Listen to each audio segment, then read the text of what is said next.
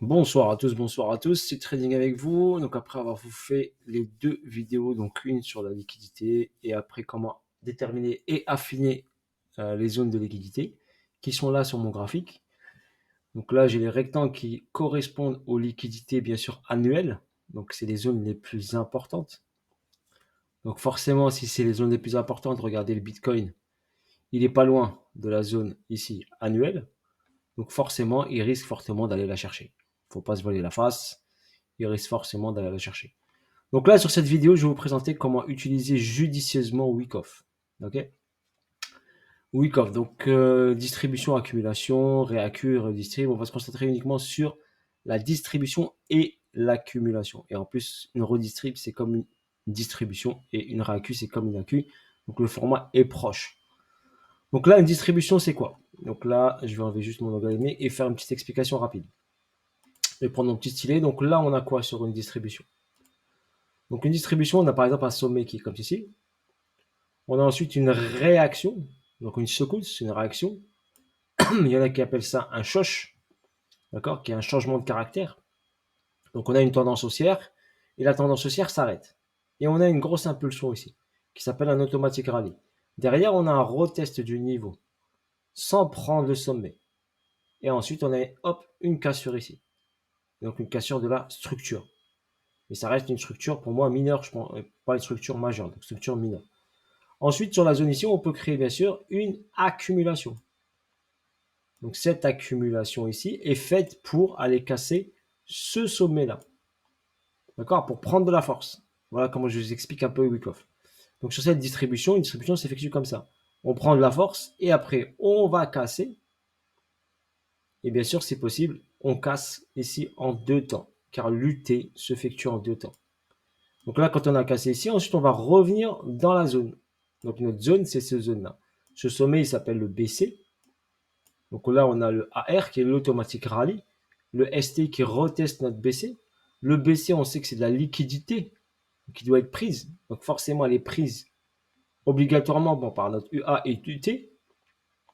On a une zone d'accumulation qui permet d'emmener le prix vers le haut. C'est comme ça qu'une distribution que s'effectue. Et ensuite, l'UT revient dans la boîte. Après, il y a deux solutions. Soit on a un UTAD, soit on n'a pas d'UTAD. Mais ce qu'il ne faut pas oublier, c'est que notre UT, ça reste de l'argent. Ça reste de la liquidité. Donc s'il n'y a pas d'UTAD, il y a forcément un moment ou un autre, le prix va revenir prendre cette liquidité. Si on a notre UTAD, on a quoi ici? Un sommet ici. Habituellement, moi personnellement, je l'ai remarqué avec ma pratique sur le marché, c'est qu'ici, sur notre UTAD, on a une petite distribution qui s'effectue. Et après, le prix hop descend, retest, qui fait le test, fait le LPSY, on appelle ça. Et après, on explose tout. Et on explose tout ça. OK? Et on explose tout ça, et on explose le saut, on explose la structure majeure, et on va valider le target de cette distribution. Voilà comment se présente une distribution. Maintenant, je vais la montrer sur graphique. OK? Pour vous montrer grosso modo, parce que aussi, il ne faut pas rester trop scolaire. D'accord? Mais il faut arriver à la voir. Votre œil va se développer. Donc là, je vais me mettre en logarithmique. Et ici, on va regarder ici le Bitcoin sur cette partie-là. Donc là, on a une tendance haussière. Donc là, on a un arrêt de la tendance. Là, on a un arrêt de la tendance. OK? Donc cet arrêt de tendance ici est marqué ici par un, regardez ici, ce mouvement de descente est moins important que celui-ci. Donc on va se baser sur celui-ci. Donc ici, j'ai quoi? J'ai un sommet et un autre sommet. Donc théorie de dos, l'actif, d'accord? Et là, j'ai un bas, un plus bas de plus en plus haut. Théorie de dos, la tendance est haussière. OK? Donc là, qu'est-ce qu'on a? On a ici un arrêt de la tendance. Donc ça peut être bien sûr notre BC. BC. OK?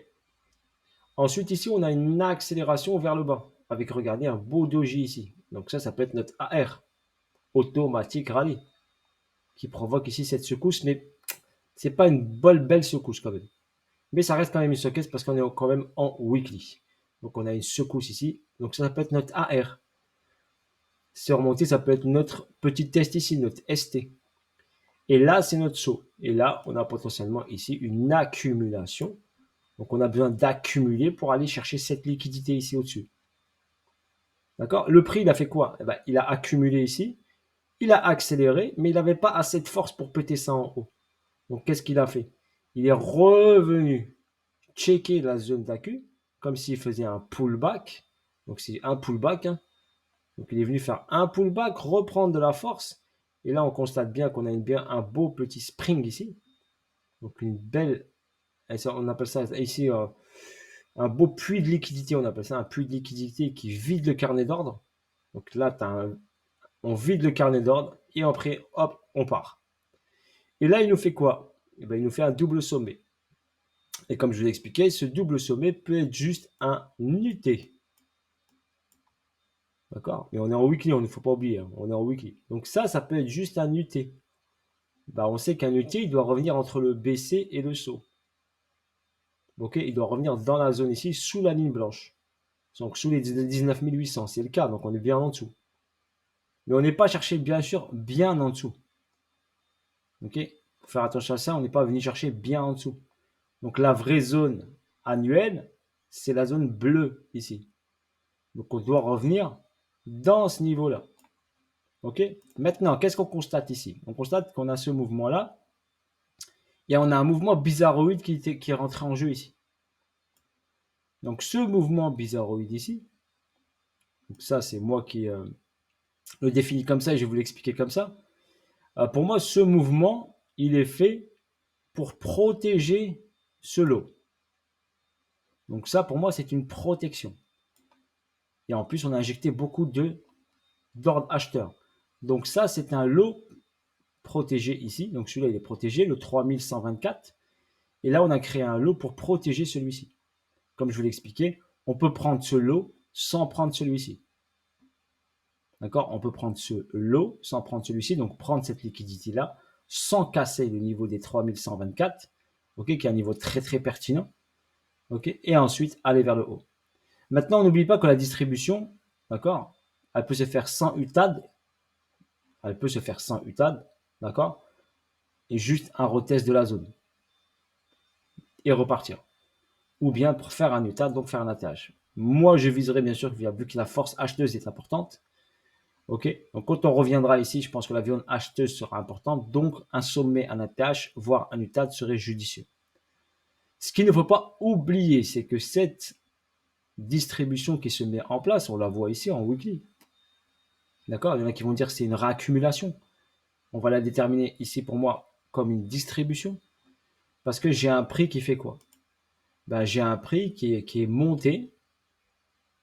Donc j'ai un prix là qui est monté, qui est retracé, qui est monté, qui a retracé, et là qui monte. Et là on est quoi? Là on est sur une vague 5. On est sur la vague 5. Donc par rapport à ce mouvement de prix, on est sur un fin de cycle haussier. Donc si on a un UTAD ici en haut, derrière, on doit exploser toute la zone. Donc on va exploser les 3100 et quelques et on va aller chercher la zone ici basse et refaire. On va rentrer là, vous pourrez dire qu'on rentre dans un bear market. On rentrera dans un potentiel descente, donc forcément dans un cycle baissier sur le Bitcoin. Il ne sera plus haussier, il passera baissier. Donc il passera baissier et ça peut durer bien sûr très longtemps. Comme là, bien sûr, cette hausse a duré de 2010, elle n'est pas finie, peut-être jusqu'en 2025, donc ça fait 15 ans. Et après, on peut passer sur un cycle baissier avec des retracements bien sûr haussiers, d'accord, sur 5, 4, 5 ans, 10 ans, on ne sait pas, on ne peut pas le savoir. D'accord? Donc là, si on est là sur la vague 5, donc il nous reste potentiellement, si on regarde cette distribution, un dernier sommet qui fera notre UTAD. Bien sûr, l'UTAD, il peut aller très loin, hein. Il peut aller aux 100 000, il peut aller aux 150 000. Hein. Donc on ne peut pas savoir, l'UTAD, vu que les forces haussières, les explosions haussières. Donc là, s'il retrace, s'il prend de la grosse force, et il nous refait une accumulation pour prendre la force, ou l'accumule en escalier comme il fait là, comme je vous l'ai expliqué, ça c'est hop, une accumulation en escalier, on accumule, on accumule, on accumule en escalier, et à un moment, le prix, il accélère et il explose vers le haut. Donc là, on a une accumulation. Donc là, on a ici, potentiellement, si on regarde bien ici, ce mouvement de protection, eh ben, c'est un début de distribution, hein, quand on regarde. BC, AR, ST, On est venu retester le ST. On a fait ici le saut. OK. Donc, on remarque bien ici, on a fait le saut ici. Saut. Et après, saut est venu checker le déséquilibre de marché. On avait un déséquilibre ici, on le voit bien ici. Il a été check, je vous l'ai expliqué sur la vidéo précédente. Et après, on a accéléré vers le haut. Donc là, si on a un BC ici, ok, on a une double confluence. On a une confluence sur ce BC-là, on a une confluence sur ce BC-là, que là, c'est bien, d'accord, un UT. Et cet UT, il doit revenir dans la zone bleue. D'accord. Bien sûr, il n'est pas obligé de descendre en ligne droite. C'est-à-dire qu'à partir de ce mouvement-là, on peut travailler comme ça. Ok, faire par exemple une descente ici, faire un petit hop sursaut ici sur les 14 000, 13 800, repartir en haut, rechecker le déséquilibre et ensuite aller chercher plus bas. Valider notre UT pour hop aller chercher en haut. Ok, donc step by step, ok, on a les informations sous les yeux, on les regarde, on patiente, on n'est pas pressé, d'accord. Donc si notre Bitcoin va nous faire ici un sommet, donc un ATH, ou un retest ATH s'il ne fait pas du time, bah comme je vous l'ai dit, j'avais analysé, je vous ai dit, le Dow Jones risque de faire ATH. Pour moi, Dow Jones va faire ATH. Donc forcément, Bitcoin va quand même suivre le mouvement du Dow Jones, par exemple, parce que ça donnera de la force et de la confiance dans les marchés traditionnels et de la confiance, bien sûr, dans les marchés crypto-monnaies. Et les gens vont injecter leur argent qui dort. D'accord. Ils vont partir sur des actifs à risque, d'accord, comme le BTC, comme des actions, comme des REX. Et ils vont sortir, par exemple, des obligations. Ce qui va donner un élan au marché aussi, avant de passer sur une tendance baissière. Après, on va valider cette distribution. Donc, faites attention à ça. Si vous voyez que Bitcoin fait un ATH, d'accord, n'hésitez pas à prendre des profits. Ok, ne soyez pas piégés parce que si on repart vers le bas sur un cycle bearish baissier pendant longtemps, vous ne reverrez plus les sommets, d'accord, pendant longtemps. Donc, ne subissez pas le marché. N'hésitez pas à prendre des profits, même si le prix continue vers le haut et vous avez pris des profits trop tôt. C'est pas grave, vous avez pris des profits quand même, n'oubliez pas ça. Car après, quand vous êtes piégé dans le marché, et ceux par exemple qui sont rentrés ici sur la TH, ils attendaient les 100 000 $, et ils sont piégés, ils doivent attendre. Là, ils auront une chance potentiellement de sortir en profit ou à break-even ou avec une petite perte. D'accord. Si le prix va vers le haut, et ben, ça sera en profit. Si le prix reteste la TH, et ben, ils seront en break-even ou avec une toute petite perte. Donc faites attention à le mouvement du prix à venir qui va venir. Mais avant qu'il aille travailler en haut, il faut qu'il finisse de travailler en bas. Si on a notre UT ici, il doit finir de travailler. Mais rien, bien sûr, l'empêche d'aller chercher, comme je vous l'ai dit, ce déséquilibre qui est proche de nous. On constate bien ici que le déséquilibre le plus proche, il est là. 26 600. Ça, c'est le premier, d'accord, plus proche. Mais le plus pertinent est le déséquilibre, d'accord, annuel. Le déséquilibre annuel, c'est cette boîte grise. Donc, idéalement, c'est que le prix, bah, vu qu'il est proche de la boîte bleue, bah, il aille chercher la boîte bleue, déséquilibre annuel. Sur un niveau bien précis, on a ici un petit déséquilibre. On peut venir ici sur les 14 095, voire sur cette zone ici. Donc, dans cette zone-là, titiller cette zone. Revenir ensuite vers le haut, pourquoi pas aller chercher ici la zone grise qui débute sur les 27 800. Donc, aller chercher cette zone, rentrer dans cette zone grise. Aller chercher, pourquoi pas, ce déséquilibre qui est ici. Checker celui-ci déjà. D'accord. Rentrer dans la zone grise, ça pour moi, hop. Ici, on a quoi? On a ici une incitation, donc un inducement ici. Une incitation acheteuse. Ici, on a quoi? Un inducement, donc une incitation. Ça doit sauter. D'accord. Donc, on sait que ça va sauter. On sait qu'ici, on a une zone très importante, une zone de combat. D'accord, sur les 29 000, et on peut aller rentrer dans ce déséquilibre-là, jaune ici, qui est très pertinent, qui commence sur les 32 900. Donc voilà l'explication sur le Bitcoin, d'accord. Ok, je vais essayer de vous décortiquer comment utiliser judicieusement Wyckoff et comment comprendre ce que le prix est en train de faire.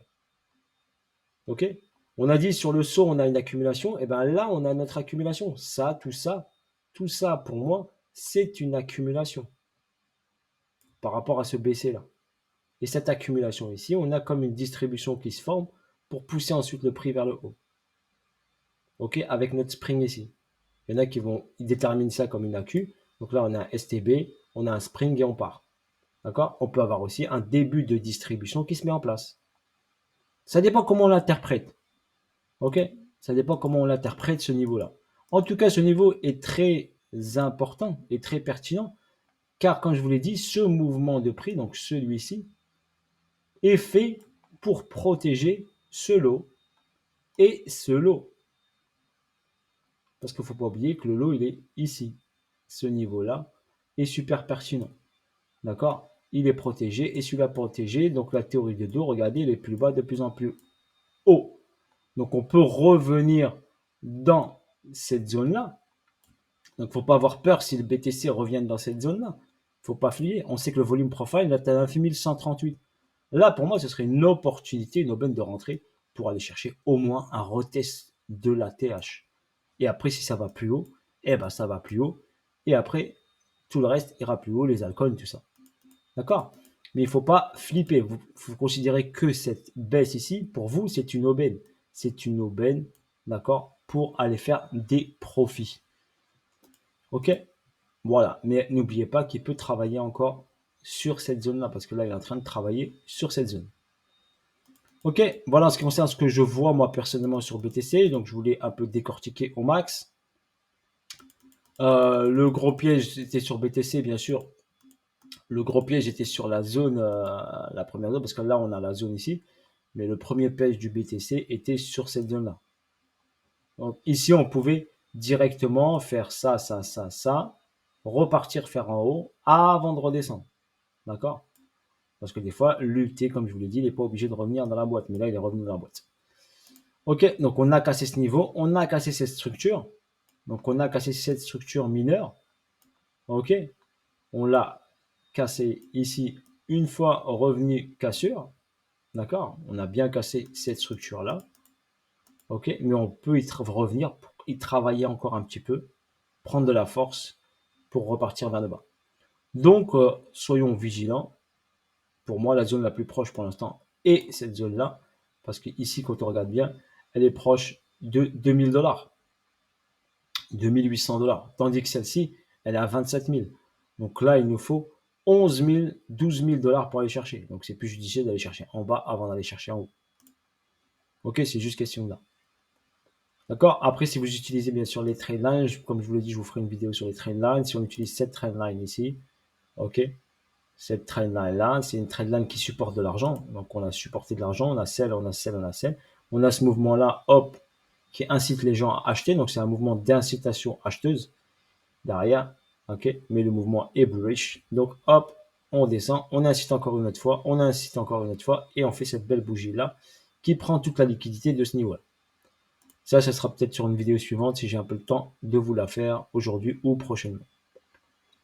Ok, c'est une petite explication rapide et pédagogique. J'espère que cette vidéo vous aidera. Ok, comment utiliser judicieusement Wyckoff. On peut le voir ici, je vais aller en daily pour vous le montrer ici. J'ai un peu de temps, je vais vous montrer rapidement ici. Ici, on a eu quoi ici? Donc, on a dit ici sur l'UT, ici. Bah, ici, j'ai eu ma distribution. Donc, je la vois bien ici. Là, j'ai une distribution ici, une petite. Donc là, j'ai une petite distribution. BC, UT, UTAD. Et là, j'ai mon BC. D'accord? Ici, j'ai mon saut. Ici, j'ai mon automatique rallye. Mon test et descente, on fait le saut. On prend l'argent de ça. Ce qui me permet de valider quoi? Mon UT. Et regardez bien que c'est juste un UT. Prise de liquidité, retour, prise, et on descend. D'accord? Ce qu'il faut constater ici, c'est qu'on n'a eu jamais un retest du niveau. On n'a jamais retesté la TH. Donc c'est pour ça que je vous dis, le retest ou la prise de la TH est nécessaire. En trading, je le vois souvent. Donc même s'il revient plus tard, il le prendra. Là, il a validé la distribution ici en prenant ça. Donc ce mouvement-là, donc ce mouvement ici, a pris le saut, donc a validé la distrib. D'accord? Donc voilà, grosso modo, ce qu'il en est. On voit ici une distribution avec un UT et sans du TAD. Et là, il nous fait quoi? Il nous a fait ici une distribution ici aussi, pour emmener le prix vers le bas. Là aussi, une distribution ici, pour emmener. C'est des petites distributions qui continuent à emmener le prix vers le bas. Car pour l'instant, ici, on veut aller chercher la zone la plus intéressante pour injecter le maximum d'argent. Bis à tous, force à vous tous et à bientôt pour de nouvelles aventures et de nouvelles vidéos.